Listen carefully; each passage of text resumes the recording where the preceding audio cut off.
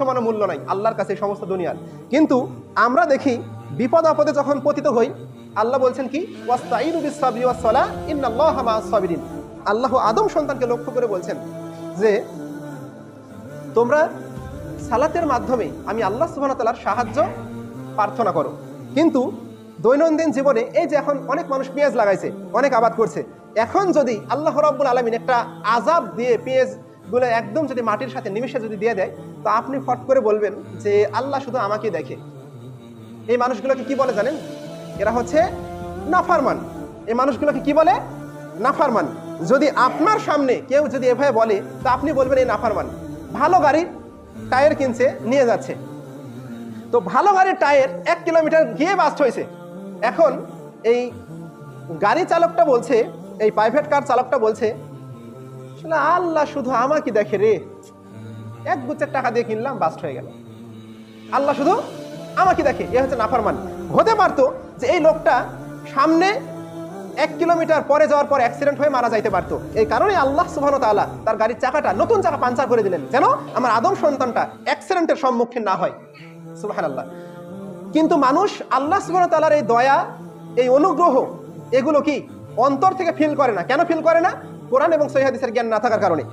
আপনি দেখা যাচ্ছে কোম্পানিতে বের হয়েছেন, কাজে বের হচ্ছেন সকালবেলা, এমন সময় দেখছেন যে জামাটা পরলেন, জামাটা নোংরা, মনের ভুলে পরে ফেলছেন। আমি অনেক সময় পরে ফেলি পাঞ্জাবি, পরে ফেলার পর দেখি হচ্ছে একটু কোলারে ময়লা, হাতটাতে একটু ময়লা হয়েছে, তো সালাতের সময়ও কি কম থাকে, তখন কি আবার খুলে একটু পারাপারি করে পড়ি।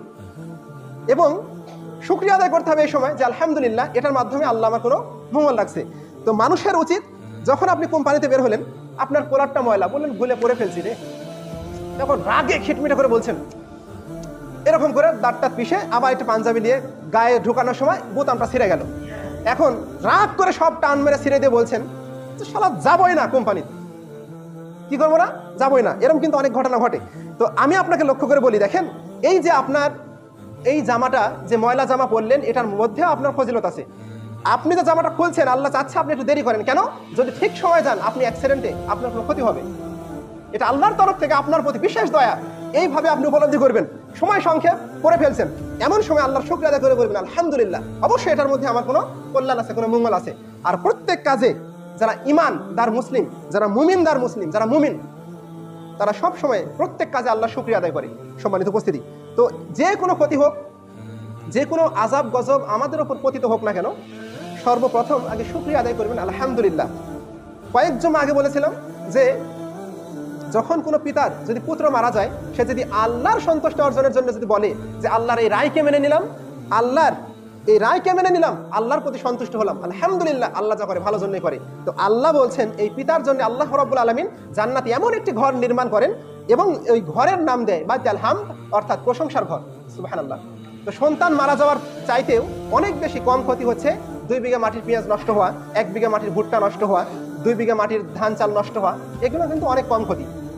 এরপরেও আল্লাহ বলছেন কি, যে এই বান্দাটা আমার প্রতি একনিষ্ঠতা হওয়ার কারণে ফেরেশতারা তোমরা আমার বান্দার জন্য এমন একটা ঘর নির্মাণ করো, এবং এই ঘরের নাম দাও বাইতুল হামদ, প্রশংসার ঘর। সুবহানাল্লাহ। তো এখান থেকে বোঝা যাচ্ছে যত বিপদ আপদে আমরা পতিত হই, আল্লাহ সুবহানাহু ওয়া তাআলার যেন শুকরিয়া আদায় করতে না ভুলি। হ্যাঁ, প্রথমে আলহামদুলিল্লাহ বলেন, দ্বিতীয়ত বলেন আল্লাহ তোমার রায়কে মেনে নিলাম। এরপরে আপনি ভাবেন যে আপনার অতীতে কোনো ভুল আছে কিনা, কোনো মিসিং আপনি করছেন কিনা। দেখেন, মনে হবে অমুক মানুষের কোথা দিয়ে কষ্ট দিচ্ছেন, অমুক মানুষকে মেয়ে নিয়ে গীবত করছেন, অমুক মানুষকে নিয়ে আপনি অনেক খারাপ কটু মন্তব্য করছেন, এই কারণে এই শাস্তি। এটাও কিন্তু মুমিনের জন্য পরীক্ষা। সম্মানিত